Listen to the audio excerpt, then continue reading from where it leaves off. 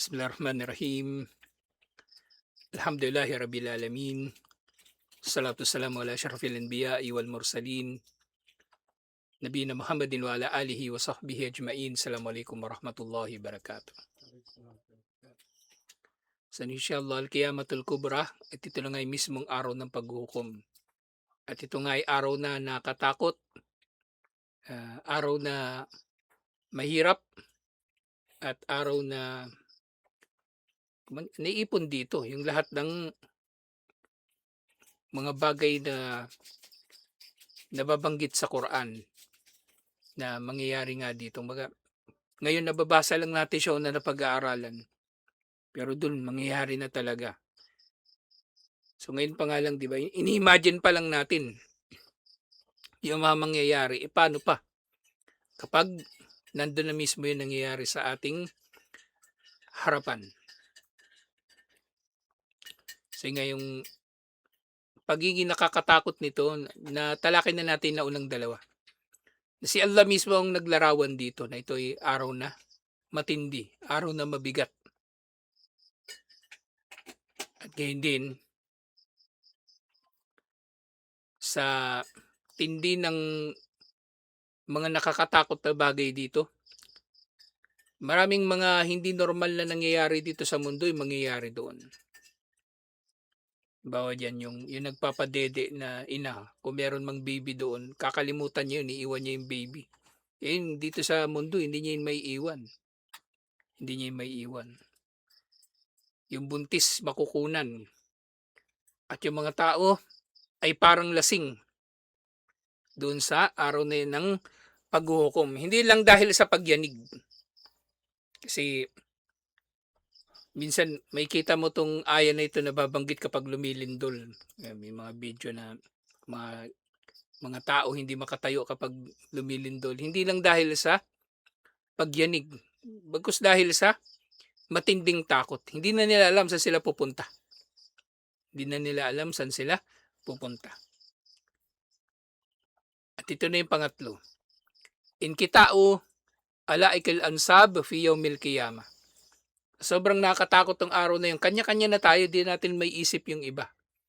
Sa araw ng paghukom, walang bayani. Walang makakatulong na sino man sa iba pa. Hindi matutulungan ng magulang yung kanyang anak. Yung anak hindi matutulungan ng kanyang magulang, yung asawa niya o sino pa man. Yung Suratul Mu'minun, verse 101, فَإِذَا نُفِخَ فِي الصُّورِ فَلَا أَنْسَابَ بَيْنَهُمْ يَوْمَئِذٍ وَلَا يَتَسَاءَلُونَ. Kapag inihipan na ang trompeta, wala nang pagkakamag-anakan sa pagitan nila. Hindi mo na kikilalanin yung kamag-anak mo. Kahit magpakilala pa yun sa'yo. Sabihin mo sa kanya, wala akong pakialam sa'yo. Hindi mo na siya papansinin. At sila ay hindi na nga sila magtatanungan pala eh. Yung mga tao sa araw ng paghuhukom, hindi na sila magtatanungan. Kumbaga, kanya-kanya na sa araw ng paghuhukom. Kaya kung meron ngang hingi ng tulong, hindi mo na rin yun papansinin. At kung ikaw hingi ng tulong, ganun din, wala rin papansin sa iyo. Fakullu insanin fi dalikal yawmi yahtam binafsihi. Ang bawat tao sa araw na iyon ay nagpapahalaga lamang sa kanyang sarili. Sarili na lang niyang pahalagahan niya. Kahit yung di ba sa mundo may taong makasarili, di ba? Tapos merong tao naman na hindi makasarili, pero ultimo yung tao na yun na hindi makasarili. Sa sobrang nakakatakot ng araw na yun, hindi na niya may isip pang tumulong sa iba. Pinoproblema niya na lang yung sarili niya. Paano kapag tinuos siya ni Allah? Paano kapag nasiwalat yung mga lihim niya? At iba't iba pang mga bagay. Paano kung parurusahan na siya ni Allah? Wala yaltafit ila ghairihi. Ni hindi niya nga lilingunin yung iba pa. Ultimo paglingon. Hindi mo na sila papansinin. Sarili na lang ng taong kanyang iniisip. Bal innal insana yafirru min ahabbin nasi ilayhi. Pagkus ang tao ay tatakas pa nga. Tatakas palayo sa mga pinakakamahal-mahal niyang tao. Yafirru min akihi wa ummihi wa abihi wa sahibatihi wa banihi. Tatakasan niya ang kanyang kapatid, ina, ama, asawa, at anak. Yan sinabi ni Allah surah Abasa, di ba? Wa idha ja'atis sakha, kapag dumating na ang sakha. At yung sakha, ito na yung araw ng paghuhukom. Specifically yung pangalawang pag-ihip ng trompeta, yung pagkabuhay muli. Kapag dumating na yung sakha, ito ang araw na tatakas ang tao mula sa kanyang kapatid. Yawma yafirrul mar'u min akhihi wa ummihi wa abihi, tatakas din siya sa kanyang ina at ama. Wa sahibatihi wa bani, tatakas siya palayo sa kanyang asawa at anak. Likulli imri'in minhum yawma idin sya'nu yughni. Itong dahilan. Ang bawat tao sa araw na yaon ay mayroong pinagkakaabalahan.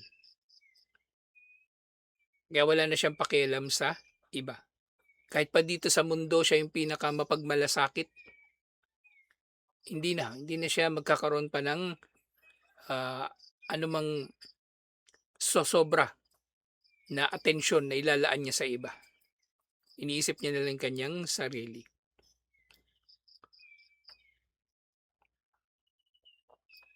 Again din sinabi ni Allah doon dito sa Surah ito. Suratul Luqman, verse 33. Ya ayuhan nasu taqu rabbakum wakhshaw yawman la yajzi walidun an waladihi wala mauludun huwa jazin an walidihi shay'a. O sang katauhan ng mga tao, katakutan ninyo ang inyong Panginoon. Katakutan ninyo ang inyong Panginoon. At katakutan ninyo ang araw. So dito nga, yung pagkakabanggit dito, ittaqu rabbakum wakhshaw yawman. So nung tinukoy si Allah, ittaqu yung sinabi. At nung sinabi yung araw ng paghuhukom, ikhshaw. So dito, 'di ba, yung ittaqu at saka yung takwa at yung khashya, pareho nating tinatranslate bilang takot. Pero dito sa aya na ito, alhamdulillah, mas malinaw ang pinagkaiba nilang dalawa. Ang takwa ay kay Allah, kumbaga. At ang khashya ay maaring mailalaan sa iba pa liban kay Allah. Kasi nababanggit din sa Quran, 'di ba? Innama yakhshallaha, ang tanging may takot kay Allah, min ibadihi al-ulama. Ang tanging may takot kay Allah sa kanyang mga alipin, nakabilang sa kanyang mga alipin ay ang mga maalam. So dito, nabanggit pareho yung takwa at yung khashya. So nababanggit dito yung khashya sa araw, yung araw ng paghuhukom, ng katangian nito. Walang sino mang ama ang makakatulong sa kanyang anak. Dito nga, yajzi. Yajzi, ibig sabihin magiging sapat. Kumbaga, aarborin niya. Aarborin niya yung kanyang anak para hindi maparusahan. Hindi mangyayari yun. Kung dito sa mundo, di ba si Boying Remulla, ang galing eh. Yung anak niyang drug lord, napalaya niya kaagad. Ang husay. Matindi rito si Bongbong eh. Matindi maglagay ng mga tao. Biruin mo yan, naging ombudsman pa. So wala raw ama ang makakatulong sa kanyang anak. Wala mauludun huwa jazin an walidihi shay'a. At wala ring anak ang makakatulong ng anuman sa kanyang ama. Inna wa'dallahi haqqun. Tunay ng pangako ni Allah ay matutupad. Hindi Suratul Baqarah verse 48. Wattaqu yawman la tajzi nafsun an nafsin shay'a. Katakutan ninyo ang araw. So dito yung una, 'di ba? Wakhshaw yawman. Ito wattaqu yawman na. Wattaqu yawman naman. So dito, yung ittaqu dito, kaya siya, kanina binanggit ko, di ba, yung takwa para lang kay Allah. Pero ito, ang konteksto dito ng ittaqu, proteksyonan. Kumbaga, proteksyonan ninyo ang inyong mga sarili. Kasi yung takwa kay Allah, kumbaga, takot yun kay Allah, oo. Pero naiintindihan natin yung konteksto nun sa pamagitan ng, kumbaga, natatakot tayo kay Allah, natatakot tayo sa parusa niya, kaya hindi tayo gumagawa ng ipinagbabawal niya. At gumagawa lamang tayo ng nagugustuhan niya. So dito, proteksyonan natin ang ating mga sarili sa araw na ito. Wattaqu yawman la tajzi nafsun an nafsin shay'a. Katakutan ninyo ang araw na hindi magdudulot ng pakinabang ang sino man sa iba pa. Na kahit na ano man, kahit maliit na bagay. Diyan meron kang katabi sa araw ng paghuhukom, di ba?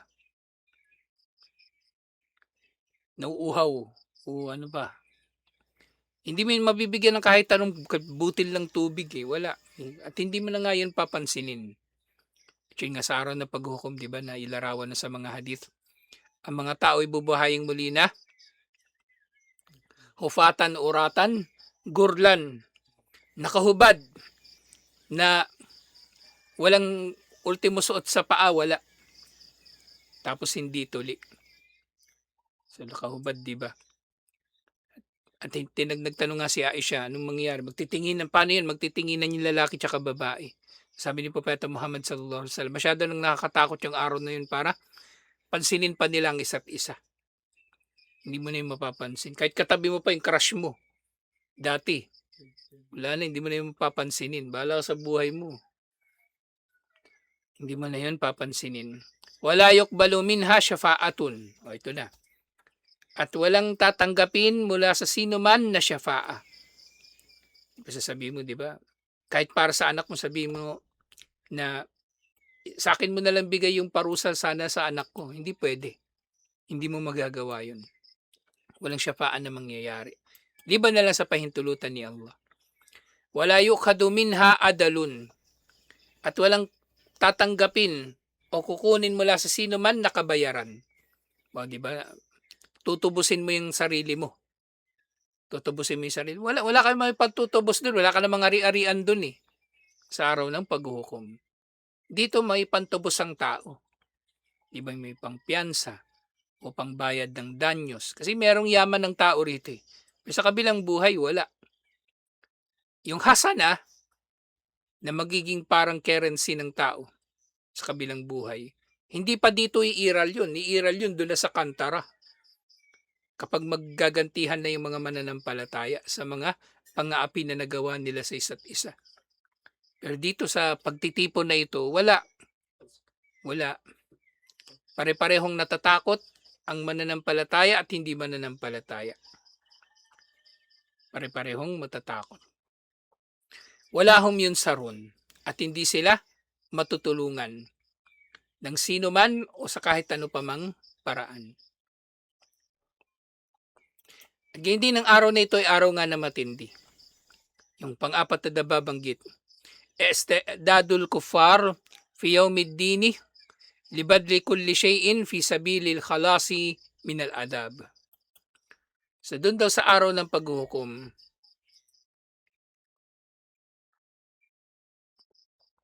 ito pa na nakapangilabot na, di ba? Kung i-imagine natin to lahat. Dito nga lang sa mundo eh. Naranasan nyo na ba mahuli ng ano? Mahuli ng pulis? O, naranasan ko na yun eh. Bata pa ako nun eh. Nagnakaw ako, National Bookstore. Nag-shoplift pa. Meron ako libro, ano, kinuha ko, hindi ko binayaran. Nahuli ako ng gwardiya. Bigat talaga, parang pahiyang-pahiya ako nun eh. Tapos sinabi pa naman sa akin, bukas isusumbo kita sa eskwelahan mo. Sabi ng ano, nung chief nung gwardiya. Eh ako naman kasi, kaya naman naisip kong kunin yung libro. Maliit lang yun eh. Maliit, ganun. Binulsa ko. Tapos iniisip ko, mahuli kaya ako nito para pag kahit kunwari. Kasi ginawa ko, kunwari pumila ako sa sa cashier. May binayaran naman ako, pero yung libro hindi ko binayaran, binulsa ko. Mapansin kaya nila. Parang curious din ako nun, eh, ano kayang mangyayari? National Bookstore sa Tutuban. Nahuli pa rin ako dun sa ano, paglabas ko. Sabi, "Boy, may nakatago ka sa bulsa mo." Hindi nila, pahiya talaga ako. Hindi naman nila ako iniskandalo, ano, hindi naman ako pinasasan. Dinala ako sa tabi tapos in-interview na ako. Nung in-interview na ako, ano ba, "Sino ka ba? Ano bang ano ba? Ba't mo ninakaw 'yan?" 'Di ano, nagpakilala ako, sabi ko, "Ganito, ganyan, nag-aaral ako sa ganito. Section 1 ako." "Oh, matalino ka pala, eh. Ba't ka nagnakaw?" Inano ko na lang, sinakyan ko na lang, oo nga, nagka-idea tuloy ako. Hindi gusto ko kasing malaman paano niyo ako nahuli.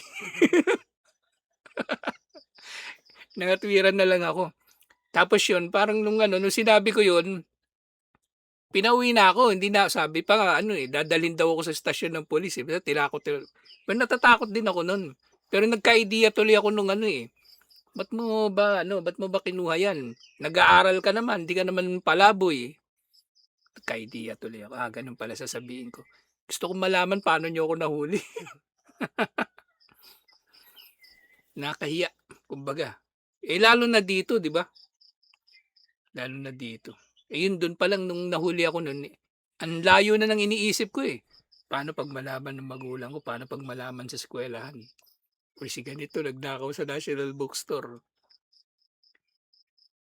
Lalo na ito, di ba? Mas nakakatakot.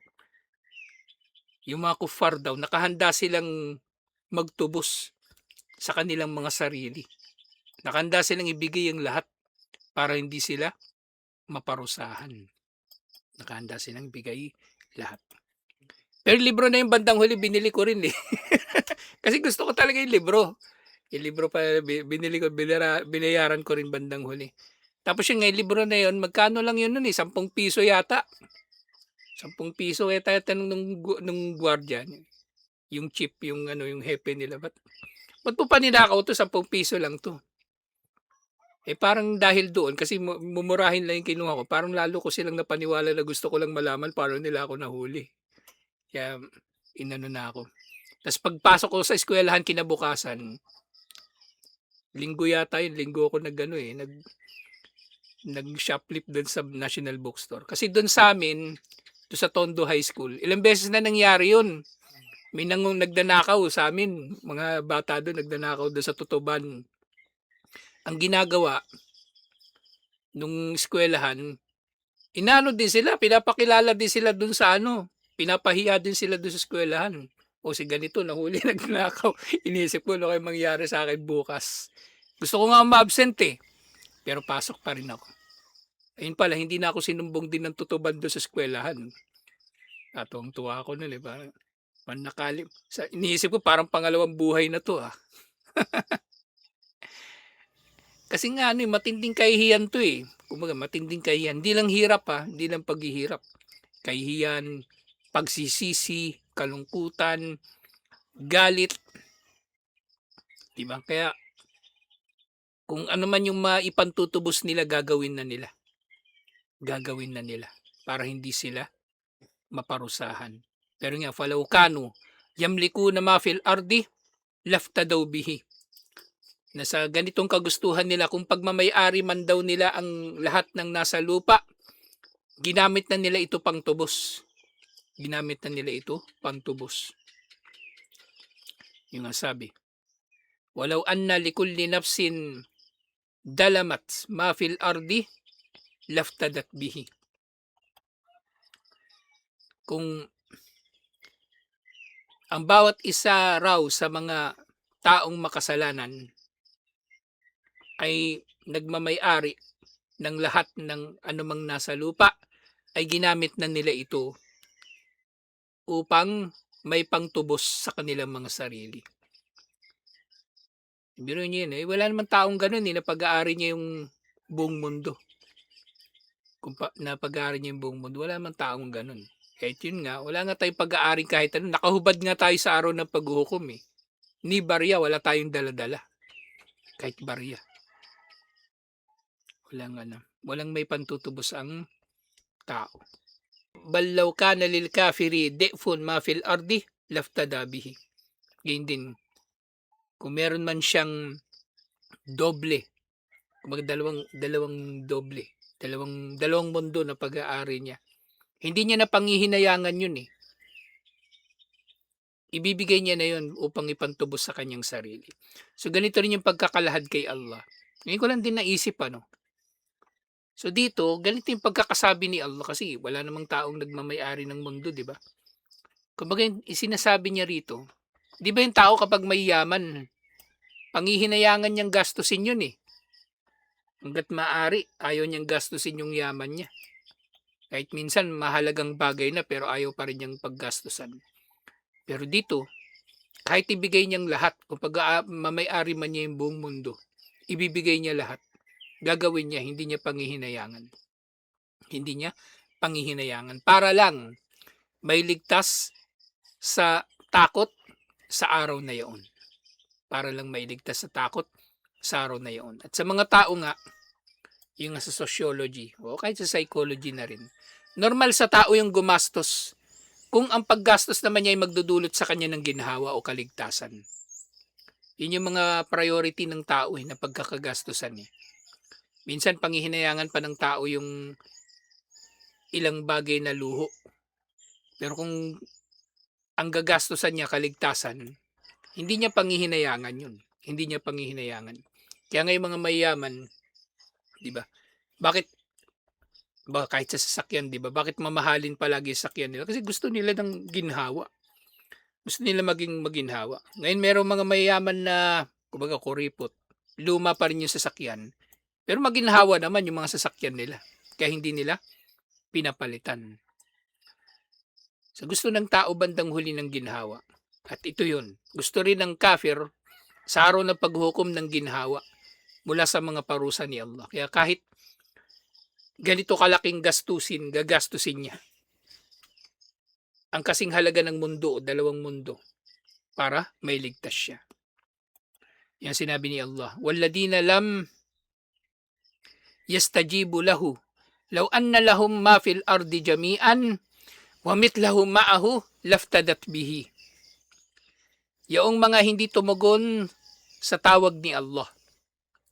Tawag ni Allah patungo sa tauhid. Ibig sabihin hindi sila nagmuslim. Kung pagmamay-ari daw nila ang katulad ng buong mundo, lahat-lahat. At isa pang katulad nito, ibig sabihin dalawa na. Ginamit nila ito upang tubusin ang kanilang mga sarili. Lafta daw bihi. At yung iftada dito, ang root word dito, iftada, di ba? Dito rin galing yung salitang, ano kaya? Iftada, tinubos niya. Ano kayang salita yung kasing ano nito? Yun ang galing dito, cognate nito. Iftada, iftadaw. Anong salita? Pantubos, pambayad. Kapag di ka mapag-fasting dahil may sakit ka, anong bayad? Anong tawag? Fidya. Di ba? Yun. Galing dito yun, yung fidya. Iftada. So, ganito itong mangyayari, kumbaga. Kung yung fidya, di ba? Hindi ka na mapag-fasting kasi yung sakit mo hindi nagagaling eh. So, yun yung pantubos mo, fidya. Eh, ganito din yung, yung konsepto dito, yung sinasabi dito. Pantutubos nila ito. Hindi nila panghihinayangan. Pero mo dalawang mundo, pag-aari nila, pero pati yun, ibibigay nila para lang makatikim sila ng ginhawa. Hindi nila panghihinayangan. Ulaika lahum su'ul hisab. Pero yun nga, para sa kanila ang masamang pagtutuos. Ibig sabihin, magiging masama ang kahihinatnan ng pagtutuos sa kanila. Magiging masama ang kahihinatnan ng pagtutuos sa kanila. So ito nga sinasabi dito. Bal huwa ala istidadin an yubdila ma indahu walau kana mil al-ardi dahaba. Nakahanda siya na ipangtubos ang kasing laki ng mundo na ginto. At hindi nila yung panghihinayangan. Wala ihtimalin in kanal amru kadalik. Siyempre, ina-assume lang natin ito, kung halimbawa meron man silang ganoon, gagawin nila ito, tutubusin nila yung sarili nila sa pamamagitan nito. Ayun nga, fa inna Allah la yaqbalu minhu. Hindi ito tatanggapin pa rin ni Allah. At doon sa Ali Imran verse 91, nabasa na natin ito nung nakaraan. Innal ladina kafaru wa matu wa hum kuffarun falayuqbala min ahadihim mil'ul ardi dahaba. Tunay na mga hindi nanampalataya at namatay na hindi mananampalataya, hindi tatanggapin mula sa kanila kahit kailan, hindi tatanggapin mula sa sino man sa kanila kahit kailan ang mundo na napupuno ng ginto. Kumbaga, meron sila pag-aari ng mundo na napupuno ng ginto. Walaw iftada bihi, kahit pa ipang tubos nila ito sa kanilang mga sarili, hindi ito tatanggapin mula sa kanila. Ulaika lahum madabun nalim, para sa kanilang masakit na parusa, wa ma lahum min nasirin, at walang makakatulong sa kanila na kahit sino o kahit ano, waliyadu billah. Napakatindi.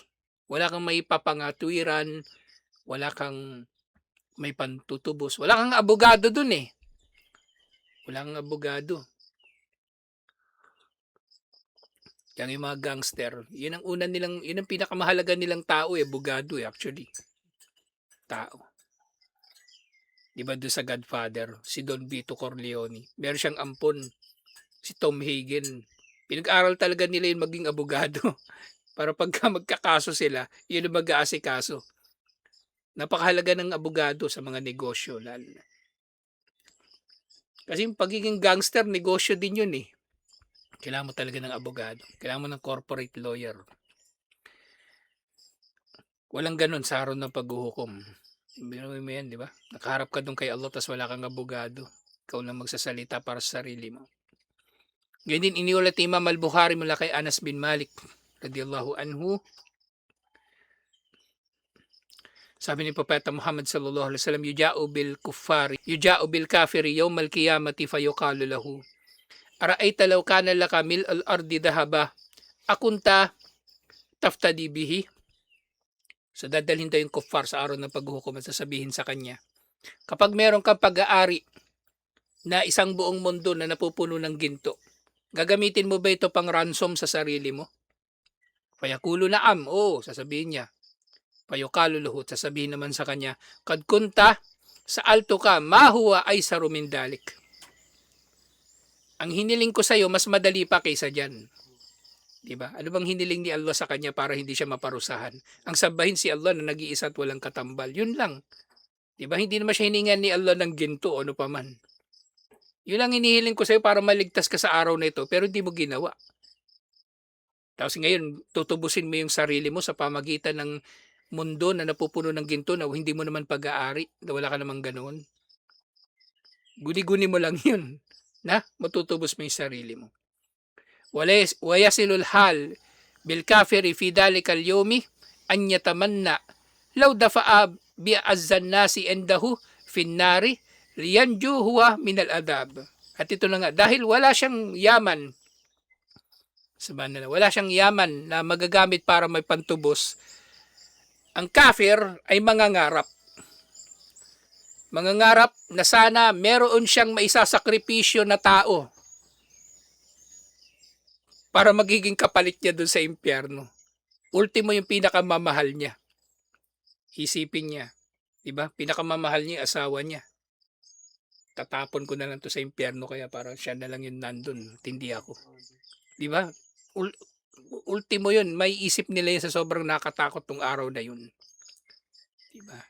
Minsan may kita niyo yun sa mga pelikula di ba?